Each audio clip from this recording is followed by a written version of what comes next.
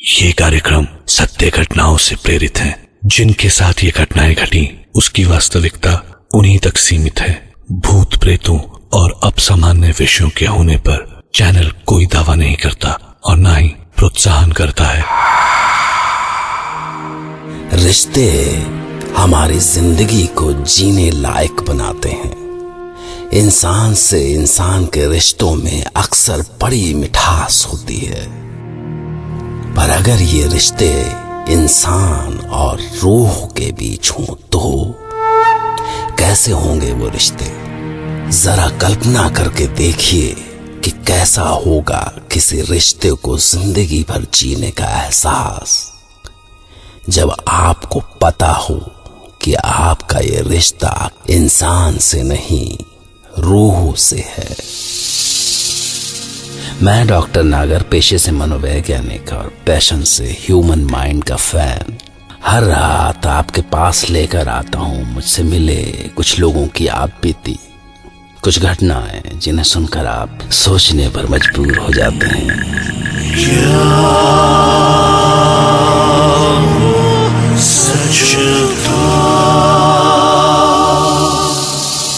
आज की कहानी दिल्ली के विनय रंजन की है और आज वो खुद सुनाएंगे कि कैसे और क्यों इन्हें जिंदगी भर एक अनजाने डर के साए में जीना है। शायद मैं विनय राजन हूं, as 52, profession criminal lawyer.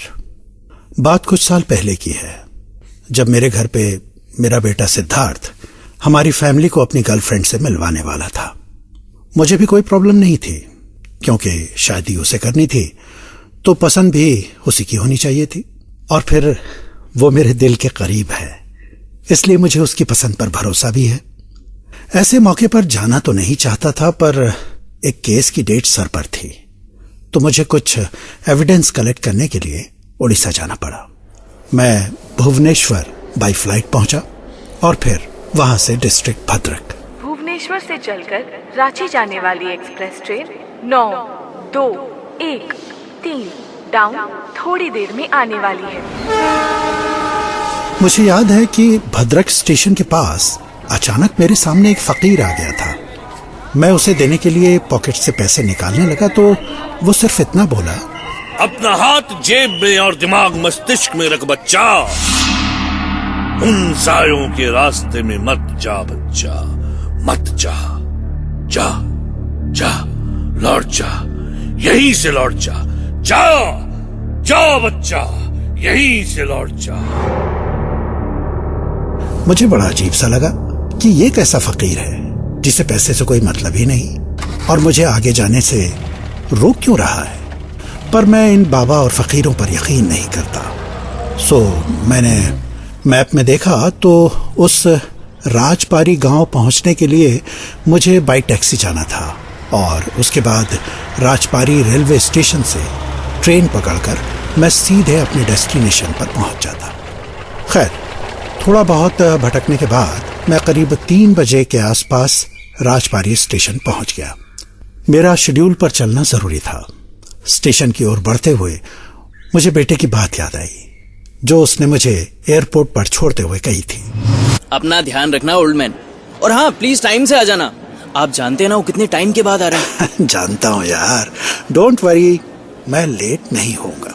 But dad, have patience बेटा, मैं भी अपनी शादी के वक्त ऐसे ही रेस्टलेस था। Don't tease me dad please. अब जाइए, आपका चेक इन का टाइम हो गया। Go go go go go fast. अचानक किसी चीज से पैर टकराया तो ध्यान आया कि मैं स्टेशन पहुंच चुका हूं। ये एक गांव का छोटा सा पर सुंदर स्टेशन था। मैं अपने सूटकेस के साथ आने वाली ट्रेन का इंतजार करने लगा, पर मुझे लगा कि यहां ट्रेन आती भी है या नहीं, क्योंकि वहां आसमान पर मंडराती चीलों के अलावा कुछ नहीं दिख रहा था। हाँ, सामने दूसरे प्लेटफॉर्म पर एक टी स्टॉल था जिसके पास 1-2 कुत्ते टहलते जरूर दिख रहे थे। तभी अचानक मेरी नजर 10 मीटर दूर पर बैठे गांव के 2 लोगों पर पड़ी। पर मैंने इन्हें आते हुए तो नहीं देखा था। फिर उनमें से एक अजीब जले से चेहरे वाला नौजवान था, यही कोई 22-25 साल का, और उसके साथ लंबा सा घूंघट निकाले हुए औरत, या शायद लड़की बैठी थी, पता नहीं, पर मुझे उनको देख के कुछ अजीब सा लगा, इसलिए मेरी नजर जैसे उन पर ठहर सी गई।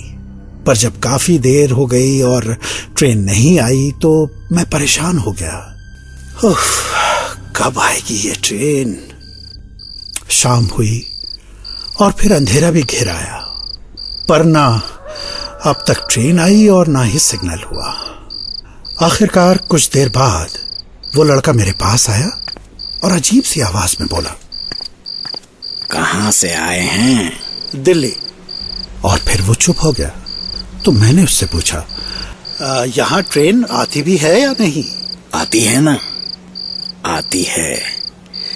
एक पैसेंजर गाड़ी रोज रात को आती है, ठीक 8 बजे। 8 बजे? पर मैंने तो चार्ट में देखा तो वो दोपहर का टाइम था। खैर, अब इस बात पर बहस करने से क्या फायदा। और तभी मेरा ध्यान उस लड़की पे गया जिसे वो लड़का वहीं छोड़ आया था। पिछले कितने घंटों से वो मूर्ति बनी बैठी थी, मैंने उसे हिलते हुए भी नहीं देखा था। फिर मैंने उस लड़के से पूछा, वो तुम्हारे साथ कौन है? बहन, तीज के मेले जा रहे हैं रांची। किसी से रिश्ते की बात हुई है? मेले में लड़का आएगा अपने बाप के साथ, देखा दिखाई हो जाएगी तो सगुन कर देंगे उधर ही। तभी मुझे दूर से एक हल्की सी रोशनी आती दिखाई दी, और जब वो पास आते हुए बड़ी होने लगी तो मैंने राहत की सांस ली कि आखिरकार गाड़ी आ ही गई। पर अजीब बात थी कि अभी भी स्टेशन पे स्टेशन मास्टर और 2 टी स्टॉल वाले के अलावा और कोई नहीं दिखा। खैर, ट्रेन ने विसल दी तो मैं जल्दी जल्दी चढ़ा। चलो लाओ ये अटैची हमको तो। ताज्जुब की बात थी कि ट्रेन भी बिल्कुल खाली थी। तो मैं और वो भाई बहन एक ही डिब्बे में चढ़े और आमने सामने बैठ गए। यहाँ बैठ जाओ। पता नहीं क्यों, पर अभी ट्रेन खड़ी ही थी कि अचानक मुझे बहुत जोर की सर्दी का एहसास होने लगा। इतनी सर्दी जैसे मैं ट्रेन के कंपार्टमेंट में नहीं बल्कि हिमालय के किसी ग्लेशियर में बैठा हूं। पर जब मैंने उस लड़के को आराम से बैठे देखा तो मैंने पूछा, अब तुम्हें सर्दी नहीं लग रही है? काहे मजाक कर रहे हैं साहब? जून के महीने में और ठंड। जून? ये अक्टूबर को जून क्यों कह रहा है? खैर, जाने दो। शायद मुझे फीवर होगा इसलिए लग रही है सर्दी। और फिर कुछ देर के बाद इंजन ने फिर से विसल दी और ट्रेन रेंगती हुई आगे बढ़ने लगी। फिर मुझे ध्यान आया कि इंडियन रेलवेज में तो जाने कितने साल हो गए स्टीम इंजन बंद हुए। फिर इस रूट में स्टीम इंजन कैसे चल रहा है? और जब ट्रेन रेंगते हुए प्लेटफॉर्म से आगे बढ़ी तो मैंने जो देखा उस पर विश्वास नहीं कर सका। खिड़की से बाहर एक साइन बोर्ड पास हुआ जिस पर लिखा था, स्टेशन राजपारी अबेंडन, 13 जून 1983। क्या मतलब था इसका? क्या राजपारी स्टेशन जून 1983 में ही खत्म हो चुका था? पर जब तक मैं ये सब सोचता ट्रेन रफ्तार पकड़ चुकी थी। मैंने उस लड़के से पूछा, ये स्टेशन तो बिल्कुल ठीक ठाक है, यहाँ से ट्रेन भी चल रही है, फिर उस बोर्ड में क्यों लिखा था कि ये स्टेशन 1983 में ही बंद हो चुका है? आपको नहीं पता साहब? ये स्टेशन तो करीब 30 साल पहले बर्बाद हो गया था।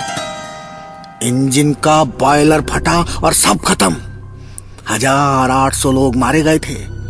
बड़ा बुरा हाल था।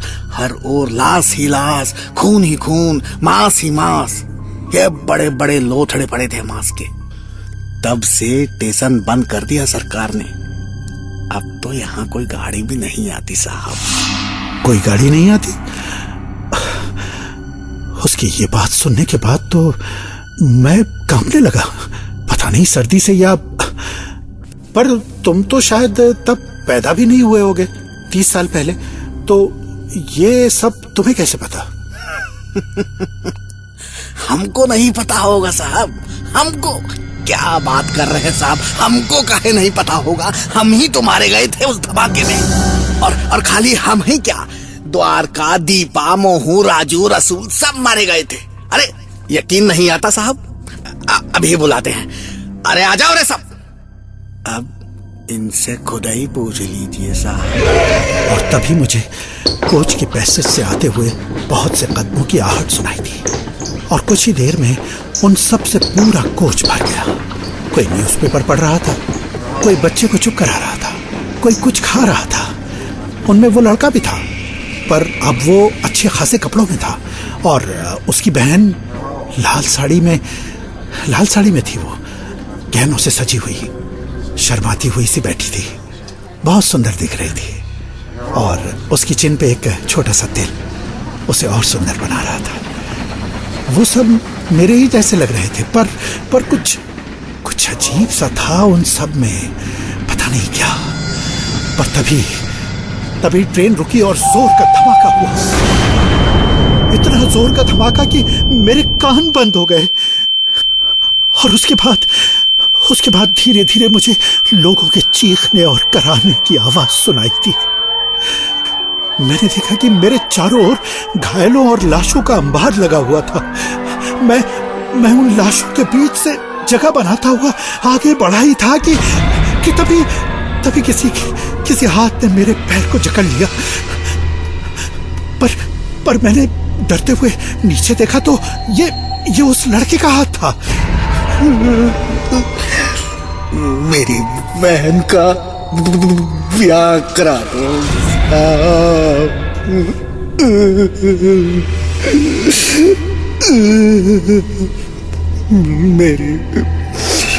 मेरी बहन का ब्याह करा दो साहब।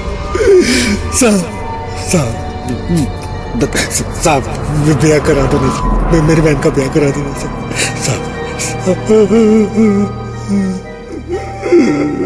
और मैंने जब पास में पड़ी उसकी बहन पर नजर डाली तो वो मर चुकी थी।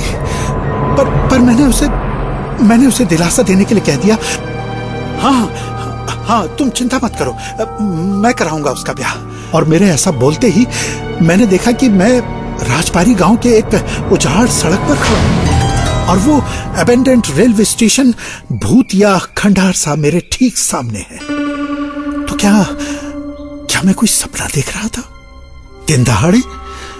खैर, वो सपना हो या हकीकत, जो भी था ना, मैं उसे वहीं छोड़कर आगे बढ़ गया। और अपना काम निपटाने के बाद दिल्ली पहुंचा तो घर पर बेसब्री से मेरा इंतजार हो रहा था। Welcome home dad. आखिर आप टाइम पे आ ही गए। क्यों नहीं आता भाई, तुम्हारी होने वाली बीवी से मिलना तो जरूरी था ना, नहीं तो वो सोचती कि बाप इतना लेट लतीफ है तो बेटा कितना होगा। इसके बाद मैं फैमिली के साथ बिजी हो गया, और फिर जब शाम को मेहमानों के आने का टाइम हुआ तो एक बात बताओ सेठ, तुम और तुम्हारी फ्रेंड सिया को शादी का डिसीजन लिए हुए करीब साल भर तो हो ही गया ना? Yes dad. तो फिर तुम्हें उसे मुझसे मिलवाने में इतना वक्त क्यों लगा? मेरी तरह बूढ़ा खुसट तो नहीं है ना उसका भाई Rohit? Not at all, Dad. In fact, Rohit is very young, around 30. Actually, Dad, I don't know what's wrong with him. वो साल भर से टाल रहे हैं ये मीटिंग, कभी कोई बहाना तो कभी कोई, I don't know. आज तो पक्का आ रहे हैं ना? मेरी टांग मत खींचो डैड। लो, नाम लिया और मेहमान हाजिर। आखिरकार इंतजार खत्म हुआ, पर जैसे ही वो लोग अंदर आए, hello uncle. And he is Sia's brother, Rohit. Hello uncle. Dad, Sia fashion designer है और रोहित इंजीनियर है। इनफैक्ट रोहित ने ही बड़े भाई होने के नाते सिया की परवरिश से बहुत। और इसके आगे मुझे कुछ सुनाई नहीं दिया। मेरे कान वैसे ही सुन्न हो गए जैसे ट्रेन के धमाके के वक्त हुए थे। कुछ देर बाद मुझे हल्की हल्की सी आवाजें सुनाई देनी शुरू हुई। Dad are you okay? Uncle को क्या हो गया? अरे क्या हुआ अरे आपको? अंकल को क्या हो गया? एक मिनट यहाँ बैठिए। रिलैक्स। अंकल आपको क्या हो गया? बिल्कुल, मैं अभी आता हूँ, 1 minute. Are you okay, uncle? Do you need a doctor? और कुछ देर बाद जब मैं नॉर्मल हुआ तो अब कोई कुछ नहीं समझ सका कि मुझे हुआ क्या था। दरअसल मैंने अपने सामने सिया और उसके भाई की जो शक्ल देखी थी वो बिल्कुल उन भाई बहन जैसी थी जिन्हें मैं कल ही राजबाड़ी रेलवे स्टेशन में देख कर आया था। मेरी बहन का ब्याह करा दो।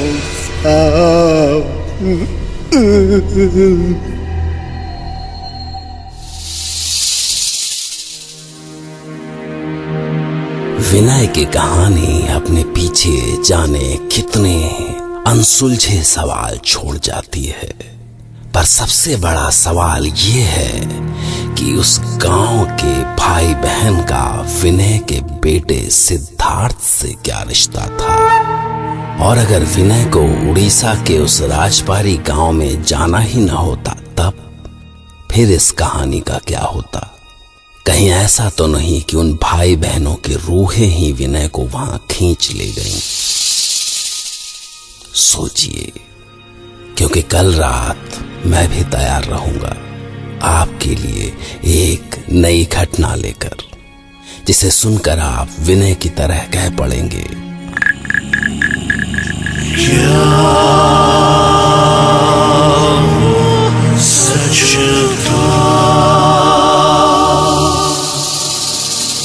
एक आखिरी बात, क्या कभी आपने सोचा है कि जिन अपनों के साथ आप जी रहे हैं वो किसी की रूहें भी हो सकती हैं और उनका आपके पास आने का कोई खास मकसद भी हो सकता है। Good night and take care.